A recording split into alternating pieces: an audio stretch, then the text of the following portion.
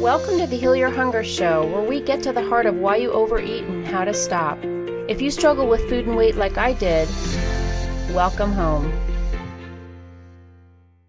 Welcome everybody to the Heal Your Hunger Show. So happy to have you here. It is a great day to be alive, and I have an amazing guest for us today. I'm so excited to talk with her. And before I bring her on with her amazing wisdom, I want to just say welcome if you're here for the first time. If you're at the Heal Your Hunger Show for the first time, this is the place to come if you're sick and tired of diets and control and all the counting calories and ketones and all that mishmash that comes with, really trying to deal with the food and weight issue. So what we do here at the Heal Your Hunger Show is really address the underlying causes of emotional eating, of your hunger, and why it is that you keep going to the refrigerator 5 times of an evening, hoping that there's something new in there magically that will heal and satisfy your hunger. So that's really what we dig into here. And I have so many amazing and wonderful guests, such as the one I have here today.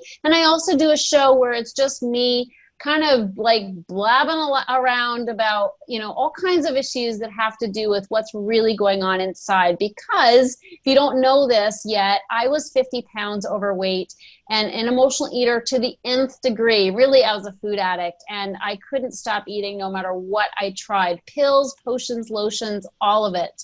So when I finally came across and really was taught a way of living that addressed the underlying causes, I was so excited to share that with others. And that's really what I've been doing for over 30 years now. So if you're here for the first time, welcome. If you've been here a number of times, welcome back. Thank you. Please, if you haven't left a review yet on iTunes, please do that. If you're wondering how you do that, like how the hell to do that, because they make it really hard.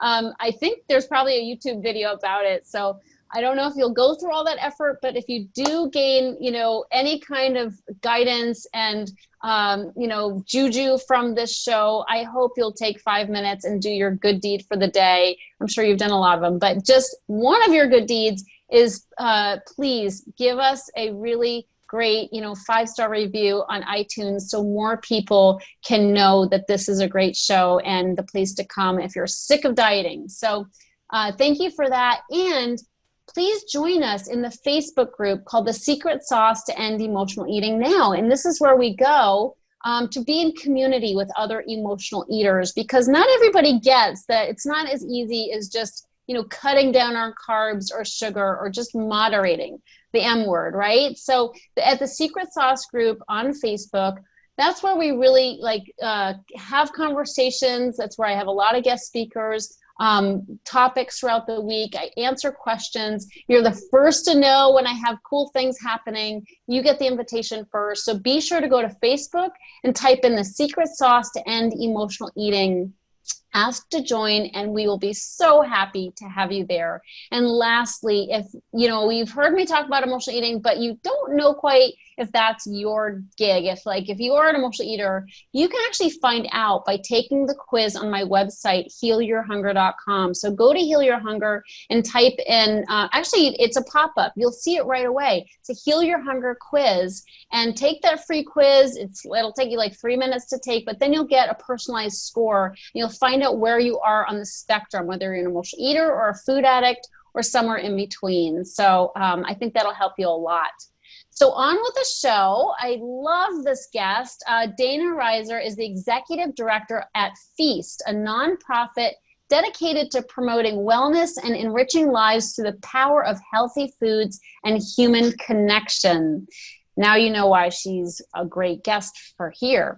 She holds a master's degree in food studies and food systems from NYU, a nutrition-focused professional culinary certification from the Natural Gourmet Institute for Health and Culinary Arts, and is an advanced registered yoga teacher teaching with Wanderlust Hollywood and Wanderlust TV. Love that place.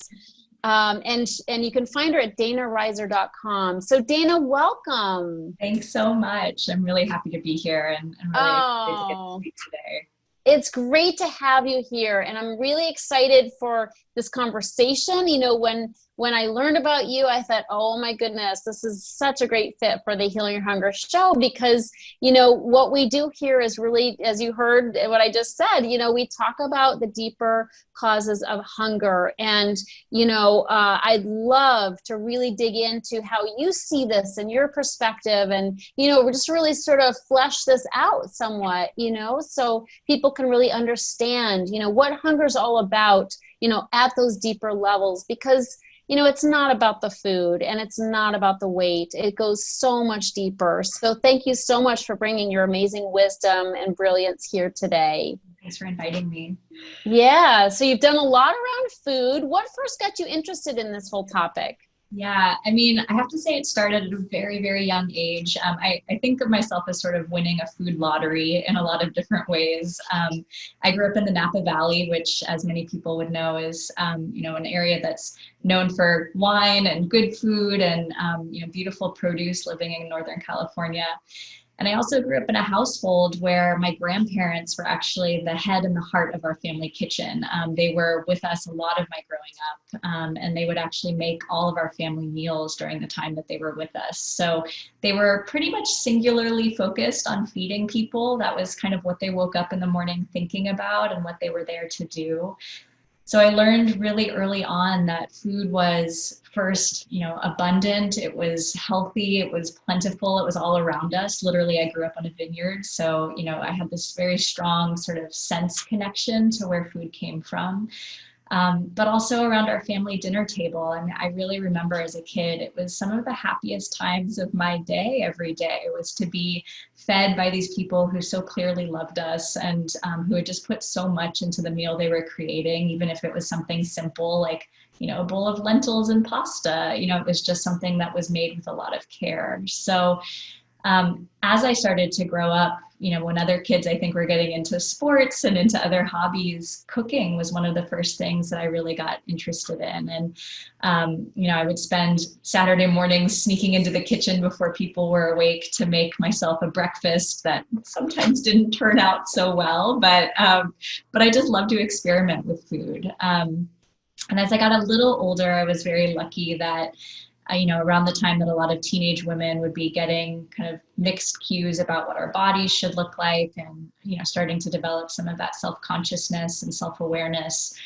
I was introduced to yoga. I had a hippie biology teacher who cleared out all of the desks in her science classroom, and she would invite us in to do yoga as a PE credit. And I started, nice. it was so fun. I mean, it was crazy. We would pop on, I mean, this is so long ago now, but Rodney Yee was like the Gaiam, you know, yoga videos. We like popped in a VHS, literally watch these videos and would just practice along. And so it was during that time, I was maybe 16 or 17 at that time. I started to connect with my body in this way that, it wasn't about what it looked like. It was about what it was capable of. And I started to realize very quickly that it could grow and that it was strong and that it was capable of things I had never imagined. And also that it had messages for me if I would listen to it. You know, there was a very clear connection pretty early that, you know, what I ate right before I practiced, understandably, would impact how I felt when I practiced. But as a teenager, you know, I was eating fast food sometimes with friends and going out for pizza. Like I wasn't thinking about food from a health standpoint at that stage. But I would notice, you know, if I ate pizza right before I did yoga, I would feel one way, which wasn't so great, versus, you know, if I started eating more greens or leafy vegetables, which I started craving kind of out of no place, I would feel a different way. And so all of that sort of, you know, piqued my curiosity. It started to get me curious in foods from lots of different perspectives, from what it was doing in my body as fuel, but also, you know, still in that context of family and culture and history.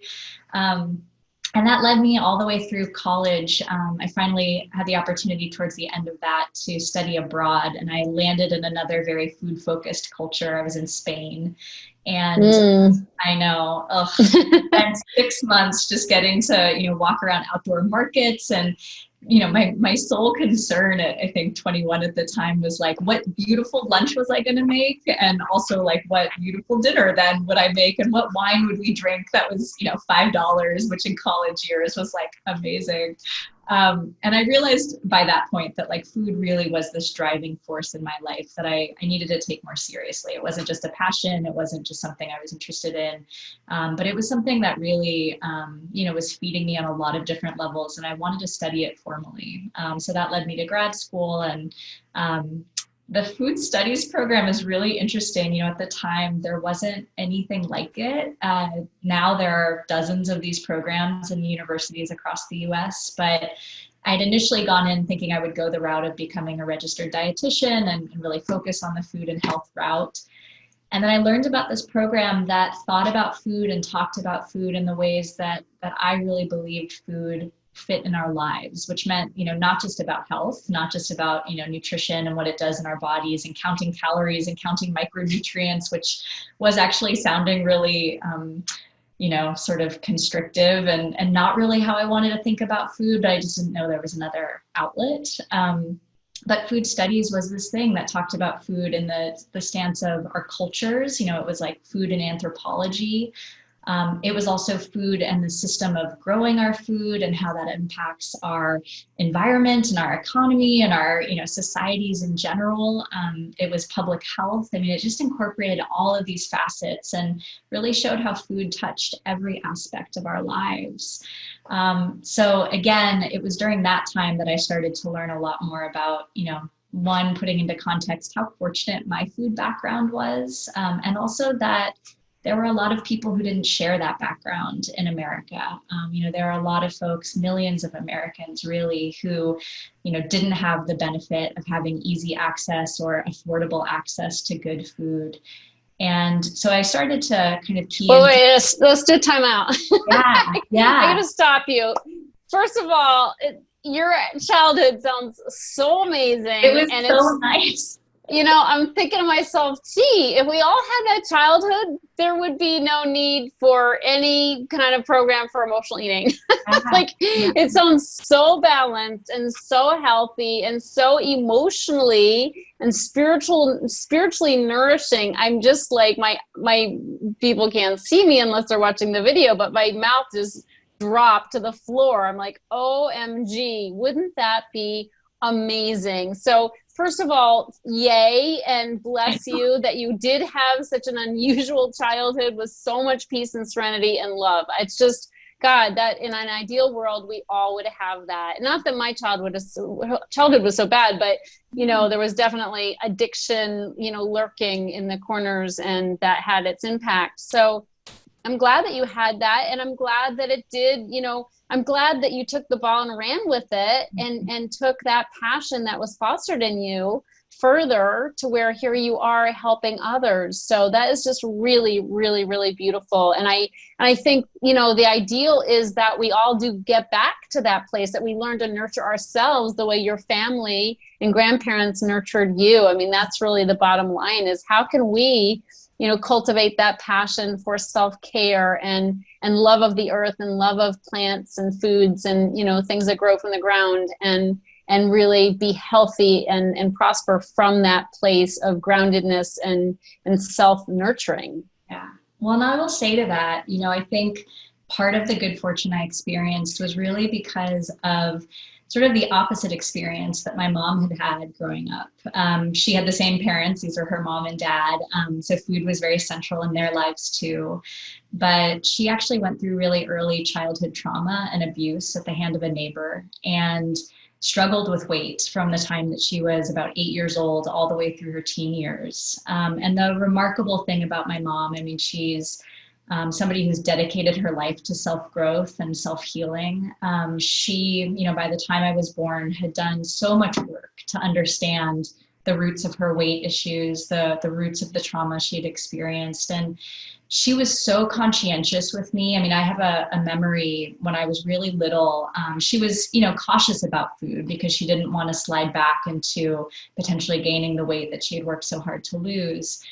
But she was also starting to notice that her fear and her anxiety, I mean, I was really little, but I was picking up on those cues. And she tells the story of, I was at a birthday party and everyone was getting cake and ice cream, and, they passed a plate out to my mom, and my mom said to the host, like, "Oh no, I'm fine, thank you." And watching my mom, I said to the host too, like, "Oh no, I'm good. Like, I don't need ice cream either." And my mom looked at me and realized, like, "Oh no, that's not the message I want to send. Like, of course it's fine to have a little bit of cake and ice cream. We're in this celebratory space." Like, so she took some and she had a little bit, and, she modeled for me that I didn't have to be afraid, that, that it was fine in this context to get to enjoy a treat. So again, I am very lucky. And I think a lot of that experience that I had early on was because of a direct result of somebody, my mom and the people around me really going through a very deep personal journey and healing with food.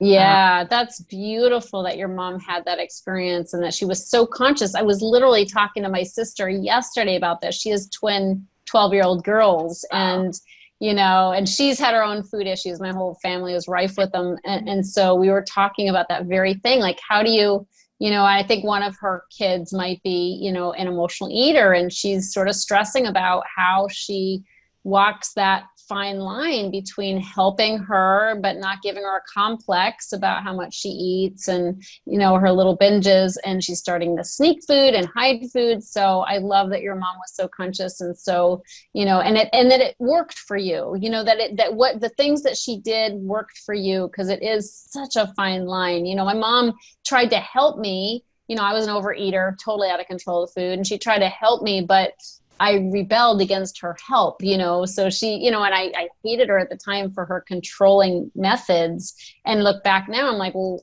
she was doing her best. She was trying to help. So I'm glad that your mom's efforts had that beautiful effect on you. So that's great. So, talk to us about kind of where this whole education led you, and how it came to Feast. Yeah, so I spent around the time I was in grad school, I also became a yoga teacher. So I was in my early 20s.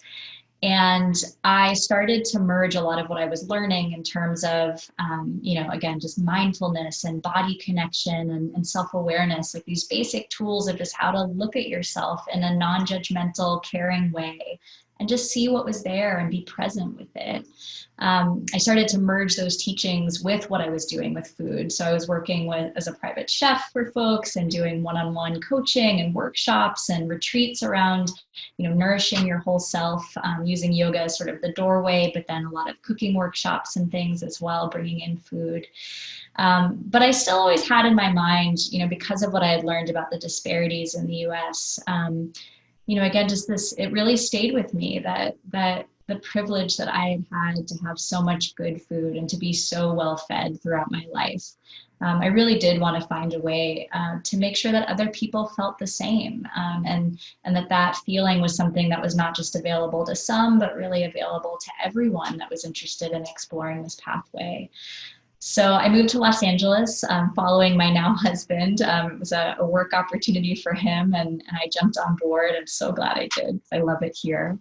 And I had the good fortune of meeting someone who was founding a nonprofit organization. At the time, it was called Grocery Ships, which meant scholarships for groceries. And that was a part of the program in the early days and remains today, because we were working with people that have very limited resources, and for whom experimenting with new foods, it was not in their budget necessarily to do so. And so we wanted to ease the transition from eating a diet of more processed foods and convenience foods, and making sure that they had the ability financially to start bringing in different ingredients in that transition period. But what I was really impressed about, and what I had never seen before, I mean, at that point I had volunteered with different food relief organizations and different nutrition organizations in New York, talking about public health to different populations. This was the first program that was really being designed in the way that, again, I felt like food mattered. It was not just about what we were going to teach in terms of cooking demonstrations or how to stretch your food dollars to make, different choices with limited resources. It was really a support group. We sit with 10 moms usually, or 10 women typically, in a circle. And we spend almost about 2/3 of every 2-hour session talking about these different ways that food has impacted our lives, or that our life has impacted food. It's a really deeply personal experience. You know, all of us are eaters. All of us, you know, also can share, no matter where we've come from, our personal backgrounds, our economics. You know, food means a lot of different things in our lives, and those different things are commonalities. Often it's, you know, food is a connection to family, like I experienced, or food, you know, can sometimes be a source of trauma if you've been hungry before, or if you've gone through body issues where you've been told your body isn't okay in whatever direction, too skinny, too big. You know, food starts to be something that's intermixed with all of these identity cues. So we spend a lot of time exploring that. And, you know, as you were describing, spending time really exploring what are the underlying reasons as to why I'm eating the way that I'm eating on any given day. You know, what is it that I'm feeding? And so in working with, you know, hundreds of women, and literally women from all over the world, they, you know, living in Los Angeles, we have a very big immigrant population, people from Mexico and Central America. We have, you know, Koreatown is a huge population here, Armenian, Russian. I mean, it's just like, you know, the United Nations of human beings are here in LA, and we've gotten to work with many of them in this context around food. You know, what I started to really see was that there's so much commonality. Again, you know, what all of us are seeking, and food is sort of the first doorway. We have these common hungers. To your point, emotional hunger is a core one. Like, we are all, and all deserve to feel relief and peace and ease and joy and comfort and love. And it's a human trait to be seeking those things, right?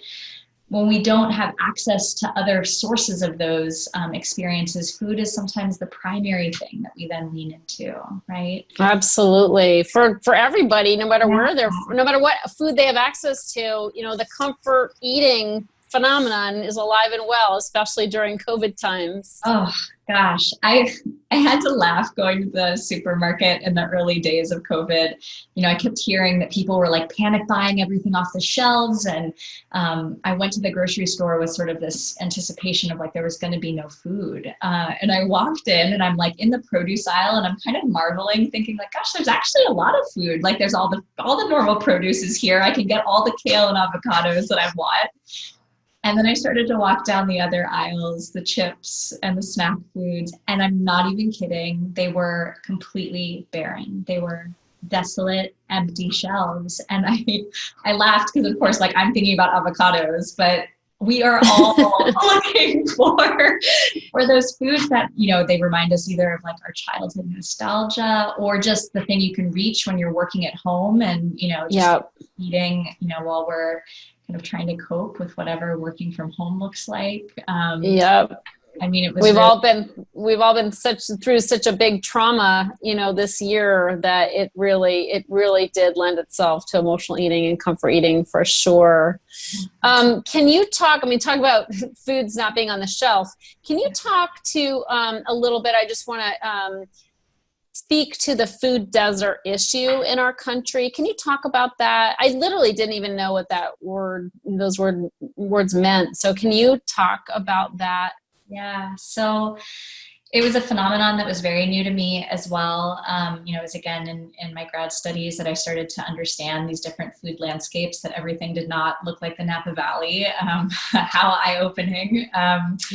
But, you know, there's a phenomenon that has affected, you know, millions of Americans in low-income communities. And there's a few different factors that sort of feed into it.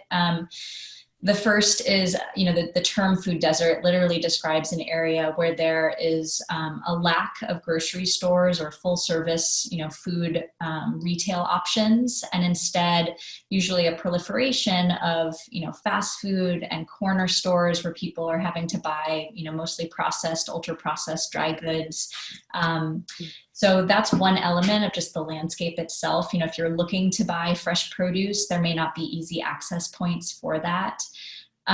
Another factor, though, is a little bit even broader than just like the immediate food landscape. It's really about policy issues that we have enacted for over 75 years that were well-intentioned when they first started. But we have a system of food subsidies that literally, or farm subsidies that literally kind of cut the cost to consumers of certain crops. So those are specifically corn, soy, wheat. So the government pays farmers for a portion of what they're actually growing, which then makes those things that get turned into food from those ingredients, it makes them cheaper to us. That was done in the Great Depression when we were coming out of that period. And it was a way to make sure that farmers were, getting a stable price for what they were growing, and also to make sure that people could afford what was on the shelves. So it was a good idea back then. What it has led to is that the most affordable food available to us is the most processed food and often the least nutritious. It's why, a bag of chips is so affordable. It's under $1, whereas a bag of apples, can cost people $6. I mean, forget about even doing organic, so that's another issue. Even when there is food in the area, affordability can be a real problem. People with their really limited resources may only be able to afford things that come in bags and boxes. And that's not bad. We can tell people just repurpose what are in those bags, like buy whole grains and buy beans, and they're still really cheap. They're not so, sexy, but they are healthy for you.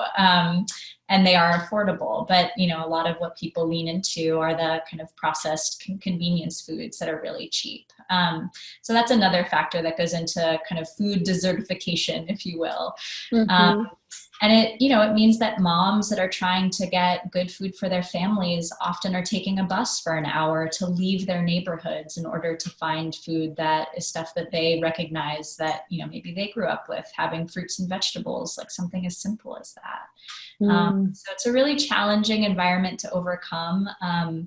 It is changing, I will say. In Los Angeles, where we are, we have farmers markets now that are specifically there to serve these communities. There are all sorts of different programs that enable people to double their market dollars at the farmers markets, so it helps them increase their buying power. So the experience of food deserts is changing. There's a whole other piece about real estate practices and why those communities are concentrated in the way that they are, but that's a whole other thing we don't have to get into. But it's complicated.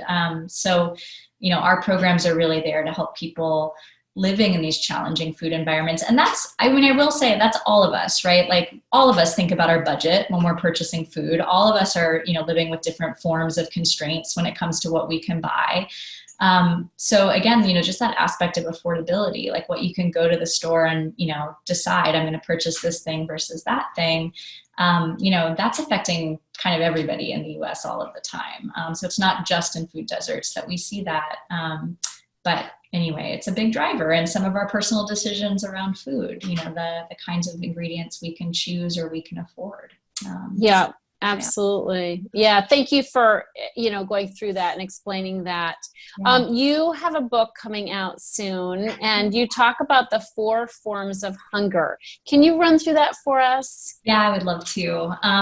So it started for me first in the yoga context. In yoga, there is this understanding that we are more than just a physical body. In fact, there's sort of this map, this like cosmological map to who human beings really are. And it's, yes, our physical selves, but it's also our mental, emotional selves. It's our energetic selves, like the stuff that actually animates this physical body. And then there's a part in yoga where we say it's also your ability just to witness yourself, this sort of higher state of just consciousness and attention and witnessing. It's like the seat of your inner teacher, right? So I had that framework early on in my food exploration. And as I started to work with people way beyond the food and yoga sort of community and being in just a much broader kind of population, I realized that really applies. It's an experience we can all tune into, that we do have these different parts of ourselves, right? Like, of course, we're more than our physical bodies. We have emotional needs as human beings. So emotional hunger is one of the 4 forms. But we also have other forms, I think, that are an outcropping of that emotional hunger. They're just maybe a more nuanced layer of that same thing. So that also includes social hunger, the hunger to belong or to be a part of a community or to have close relationships with people, to feel that we have intimate connection and that we're supported. That is a human drive, again, a deep need, a deep hunger that all of us need to fulfill in different ways. There's actually some really fascinating research. I mean, it's why feast programs are designed like a support group, that actually having close social connections is as important as good diet and exercise when it comes to our overall longevity. Some studies show that you're 3 times more likely to die if you have weak social ties versus strong ones over a short 10-year period, even when you filter out things like your eating habits, your exercise, so you can eat all of the kale you want, but if you don't have a feeling of being socially connected, you can actually still end up with high blood pressure and cholesterol issues. And, it's fascinating. It's a nutrient. Human connection is a nutrient and a need. So that's another. Amen. I love that. It's essential. And we get that with social animals. We know that in COVID-19, right? That's the thing we're all so hungry for, is like being connected to our people again. And then the final form is spiritual hunger. So, just a longing to have life purpose and to have meaning. Not that it has to look like, something big and grand in the outside world, but internally, when we wake up in the morning, we all have a drive to do something that's meaningful to us, that's going to leave an impact. Sometimes that can be about creativity or, being, like an artist or creating something out of your life in that way. Sometimes it's about volunteering and, being in connection in different ways. But that sort of drive, that spiritual hunger that we have, also has to be satisfied. And I really believe, our hunger is, I think a lot of us are taught that it's a dirty word, or that we shouldn't we should be embarrassed about our appetite or these, hungers that drive us. And I really just think it's the worst messaging that we could have received, especially as women, to be afraid of our hunger, because our hunger is trying to tell us something. It's trying to give us a signal that, hey, I have a need that's not being met. And so my framework is really about getting people to explore, to lean into those forms of hunger so that you can know, what is it I'm really craving? What is beneath this, feeling of like something empty and urging? And then once you know what that hunger is, you can find ways to feed it that usually have nothing to do with food. It's about That's right. Making that connection to a friend or taking some time for self-care. And that will actually leave you feeling satisfied in the way that all the Oreos in the world, like they just, just doesn't fill that gap inside. That's right. Yeah. So I'm excited for the book to come out. It's been, gosh, it feels like a decade in the making. I know all about that as an author. I know how that is. Mine was literally 10 years before I published it. So yeah, it's a labor of love. Yeah, no, I literally put it down for 5 years at one point. I'm like, I put it on a shelf. I didn't open it up, didn't even crack it open the manuscript that I'd printed out for 5 years. It's a very personal journey. Totally. And it evolves over time, right? The first version for me that I wrote was much more in this sort of yoga context and more meditation and all of that. And, as I started to work with different, people, I was like, oh, this doesn't have to be just about yoga. This is about real life. It's about what we can all touch and experience and feel. And so it's exciting to be at this stage of it, for sure. That's so wonderful. Well, you're such a beautiful being, and I'm so glad you're touching so many people's lives through Feast and through your work. And then you have a newsletter, and people can access that through your website, right? Yes. Yeah. So if you go to danarizer.com, there's it's on every single page. You can subscribe at the bottom. I send it out once a month, and it explores the 4 forms of hunger. So each month month is a different hunger to get in touch with. There are different recipes, some of them actually about food, but most of them not. Most of them about, ways to find mindfulness or to connect to these different layers of ourselves in different ways. There's often videos and online meditations that you can click into as well. So if you're interested, please do sign up. I would love to hear from you. And I'm excited to announce when the book will be out soon. So you'll get announcements about that as that's happening. Great. Well, congratulations. Again, that's danarizer.com. That's RIZER.com. And one parting question, Dana, because this is the Heal Your Hunger show. And we've talked about hunger so much. What is your deepest hunger? Oh, it changes, right? I think right now, truly the hunger that I have is about being with the people that I love and that I care about, satisfying that sort of social and emotional hunger. I'm an introvert actually. So, getting all of this like solo time in some ways has been so nice. It's, my husband and our cat.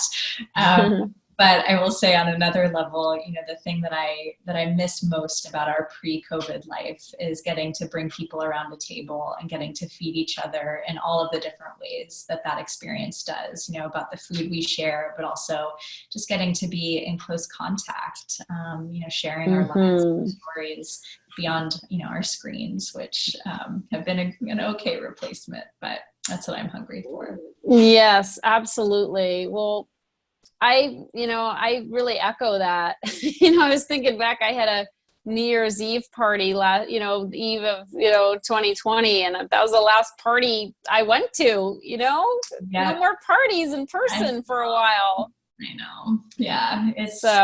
Who could have thought, right? I know, it's so crazy.